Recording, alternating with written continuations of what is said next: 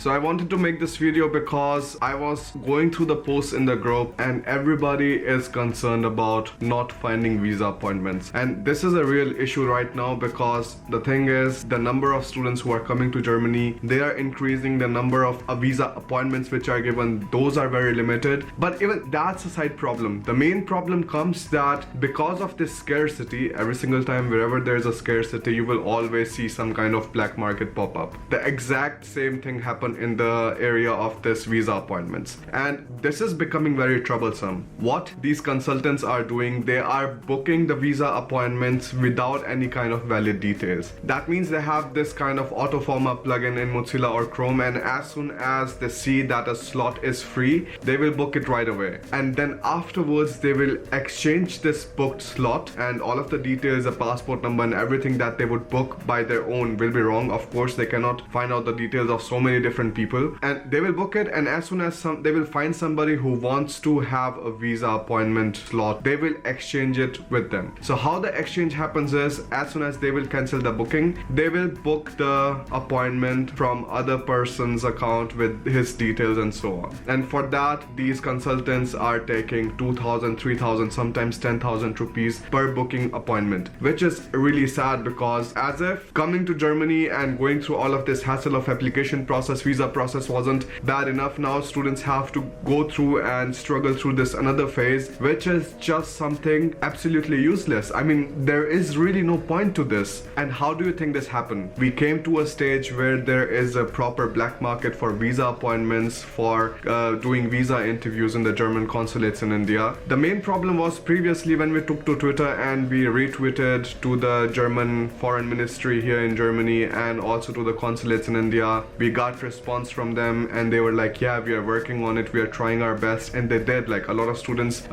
passed through that really difficult phase, but right now the exact same problem they created somehow again, and this is mainly because of the inefficiency of the booking appointment system. Here's the problem, like, I understand how Germans think, I understand how they function. They must be thinking that, okay, we are going to put up a proper appointment system and students are going to put their details inside and everything, and with that system it is going to be easier for the people who actually are genuinely interested in going to Germany or who genuinely have admits and so on, that they can apply for the visa and they can get their process started. And they didn't really think that in India we always think about some weird loopholes to just screw up the entire process. And how did this happen? The people saw that there is still no document upload section in the visa appointment form where you can actually upload your admit letter, or you can upload your job contract, or you can upload your conditional admit whatsoever and just book the appointment with the exact same name which is given in the admit letter. I think this is going to be the important key that the German government or the German consulates in India have to integrate in their online visa appointment system, so that only those students who have an admit, who have the requirement to apply for a visa, are actually able to apply for a visa and are able to book that appointment slot. This is really important because otherwise it isn't going to go anywhere. People are going to keep struggling, students are going to keep struggling, and this black market is going to keep on growing. You don't want to know how crazy the situation is for Canada and for Australia and all of that,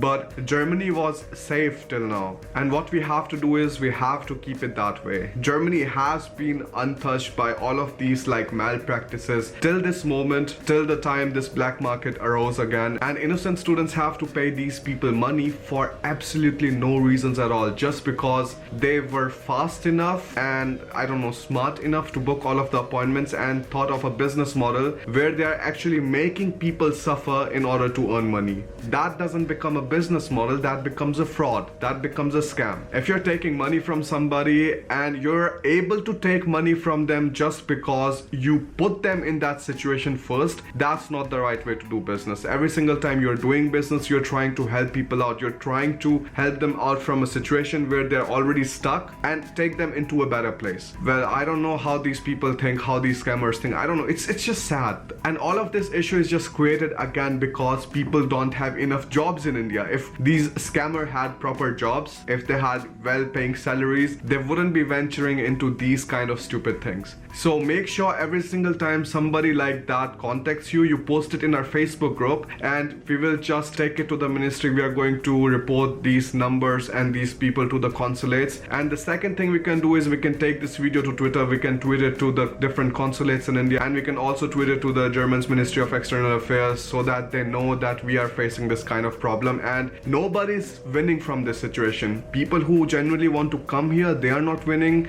The consulates who are taking fees, who are just processing all of these documents, they are not winning. Nothing is happening. It's just pure loss situation for everybody. So it is very important for the consulates and the missions, German missions all over India, to just come together and integrate this new feature at least in their booking appointment system, so that somebody is going to check it and then allot the visa slot. I saw that in my university when I was talking to somebody, and they were saying like, yeah, we are not going to appoint one person only for doing this manual process, but it is important. It is definitely important. There is no way around it. Unless you can just check already the name and the details written in the letter of admission and just cross-check it with the details of the booking that somebody is doing. Till that time, that process doesn't automate. It is just going to stay manual. So I think it is really important for the consulates to just think about it, that if there is somebody who has an admit, only he's able to book the visa appointment and then start with the process afterwards. So again, just a really important thought. For now, what you can do is, like everybody's suggesting, the visa appointment slots are opening or getting refreshed at 4 o'clock in the morning. So wake up at 4 o'clock, just keep refreshing, keep going back and forth, and just see if you find an appointment, because it's not just one case that somebody found an appointment quickly. It has happened a lot. And people who don't need these appointments, who just booked it because of they wanted to be secure that they might get an admit or something, I would really encourage them to make them free, so that the students who are actually having the appointments, they can apply in the place. Now again, you don't have to make it free as in like, you know, your admit might come and you're making it free right now. It would be stupid. But if you know you don't want to apply to Germany and you want to go to some other country or something, or if you know you wouldn't get an admit based on the pattern that you're having from universities, for example, many universities rejected you and that is because of your grade or something, then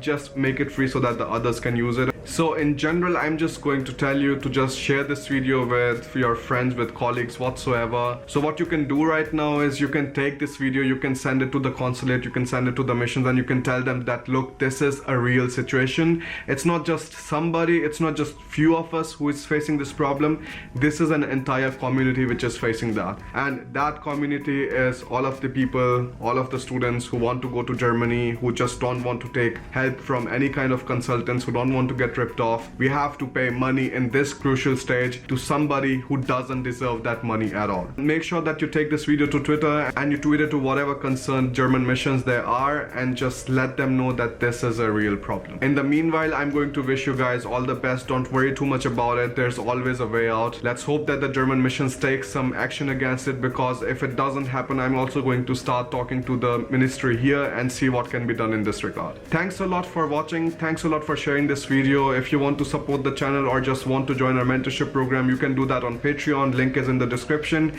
and I will see you in the next video. Bye.